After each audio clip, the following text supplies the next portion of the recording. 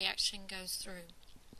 The example that I gave in class is we've been looking at the reactants always go into the products, and we haven't really seen things that go on in between, like behind the door type thing. The example I gave, if you got up this morning and then you came to school, that would be the reactant, and the product would be the fact that you came to school. Reaction mechanism actually is looking at all those individual things that might have occurred between the point that you got up and you came to school. And so maybe you ate breakfast and you brushed your teeth. All those individual things is what a reaction mechanism is looking at all the in-between little steps. They're called elementary steps. So looking at those individual steps. We have something called an intermediate, and an intermediate is something that actually formed in the middle of one of the steps, and then it got consumed, so it was never there in the beginning, so it was never a reactant, and then it's never there in the end, so it's not a product either. So it's never there in the beginning and never there in the end. It just some point formed and then it disappeared. You can have 1, 2, 3, 4 intermediates in a reaction going on. And then the term molecularity is talking about how many molecules are actually colliding. If you only start in your elementary step, if there's only one reactant, then it's called unimolecular. If there are 2, then it's called bimolecular. If there are 3 or more, it's called termolecular, not trimolecular. It's called termolecular. And so we're going to look. Unfortunately, in a Word document, it's not as friendly as PowerPoint, so when I scroll down, things happen differently. So hopefully maybe you print this out and you can follow along. Here's our sample problem. If we were looking at this reaction, has 2 elementary steps, step 1 and step 2. It says describe the molecularity of each step. In this case, step 1.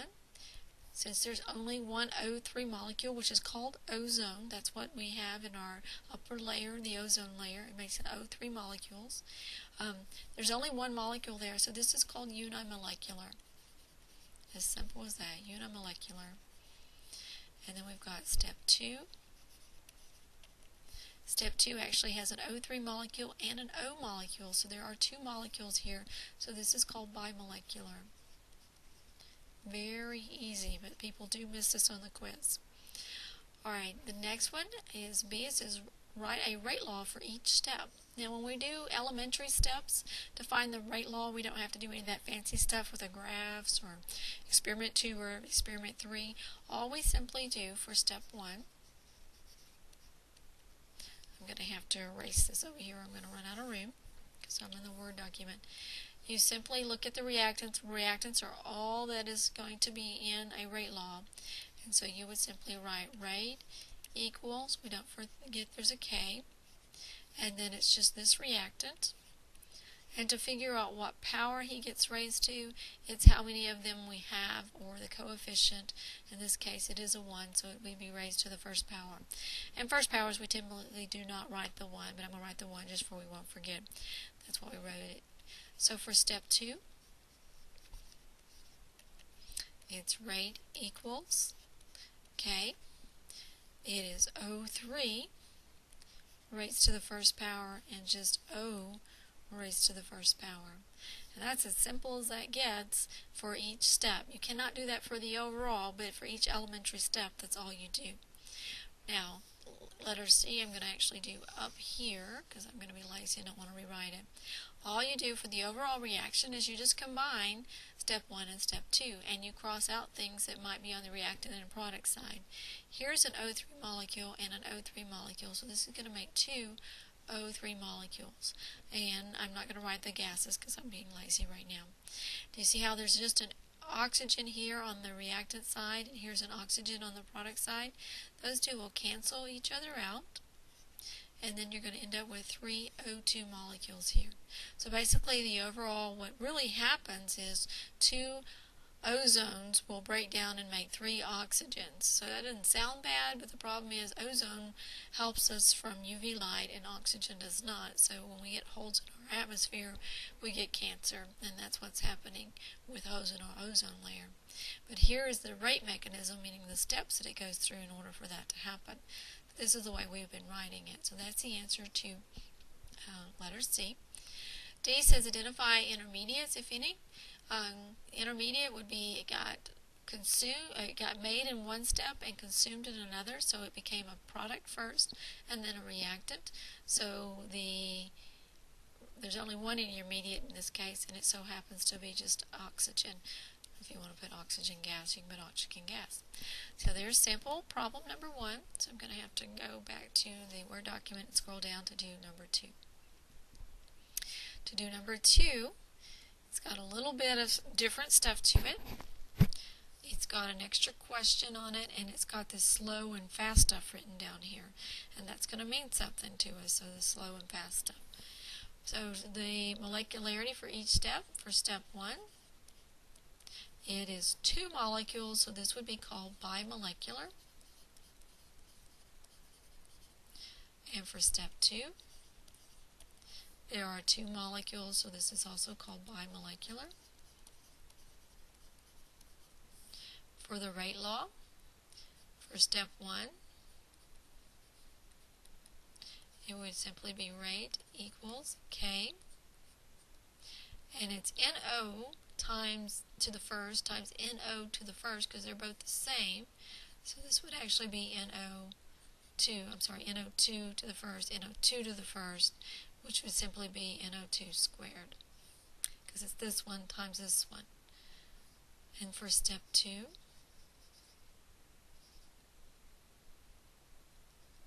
its rate equals K NO3, which is not nitrates, nitrogen trioxide, doesn't have a charge, times CO. So simple as that. For C, again, I'm going to go up here and write it up here. We've got an NO2 and NO2. There's 2 of them, and there's 1 over here. So one of these actually is going to cancel out, leaving NO2. Here's an NO3 and an NO3 canceling, so that's going to completely go away. And then you've got NO plus CO2. So there's my answer to the third step. For the overall. Sorry, not the third step, but the overall. It should be a balanced equation when you get done. Letter D says identify any intermediates. It could be plural. In this case, it's just NO3. It's not NO2, even though I marked them out. Notice in the overall, NO2 is actually a reactant. So your intermediate cannot be a reactant, and it cannot be a final product. So therefore, it can't be there in the beginning. It can't be a reactant in step 1, and it can't be a product in step 2. So that's the way, or the further step. So there's my only intermediate here. Now this is what it says, determine the rate law for the overall reaction. Now unfortunately you were absent, so you missed a little demo then that I did, but you can only be as fast as your slowest step. Okay, and I guess a good example, some of you do cross country or know about cross country, but there's a team on cross country and there's 5 that run for the team score. So you could have some really, really fast first runners, first one being the first place, and then second place, third place, etc. But if your 5th man on your team is number 400, if he's in the last place, you get a cumulative score. So you can only be as fast as your slowest step or your slowest player here. So even though this second step here is very, very fast, since our first step is slow in making its products, this fast step can't go any faster. An example, maybe you're wanting to go really fast on the highway, but this car with grandma in it gets really slow in front of you. You're not going to be able to go fast because the person in front of you is really, really slow. And that's what's happening here. So the overall rate law here is actually governed by what we call the rate determining step. And the rate determining step is the slow one. And so this one, this is our law, this is going to be the answer to the overall.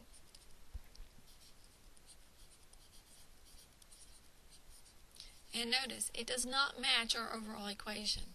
Sometimes it does, sometimes it doesn't. It really, you can't count on it to match this. So this one it does not match. So this is the answer to our second sample problem. Our third sample problem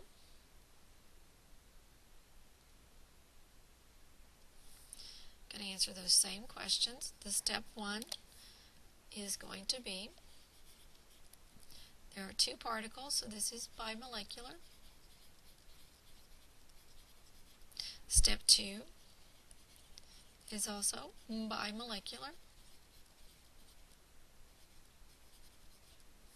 The rate law for each step for this first one would be rate equals K.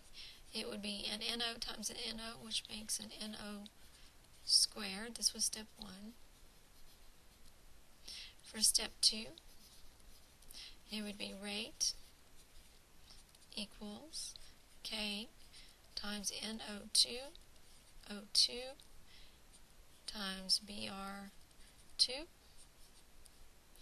to the first, rates to the first, both of them. You can put ones or not put ones, so there's my answer to that one. The overall equation I'm going to do up here. This is 2 NOs. These are going to cancel on us.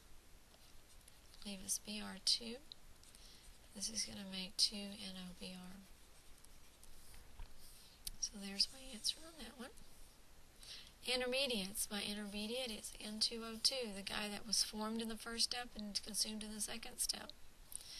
And this was my answer for that one. Alright, E. This time my slow step is my second step. Not my first step, but my second step is really, really slow.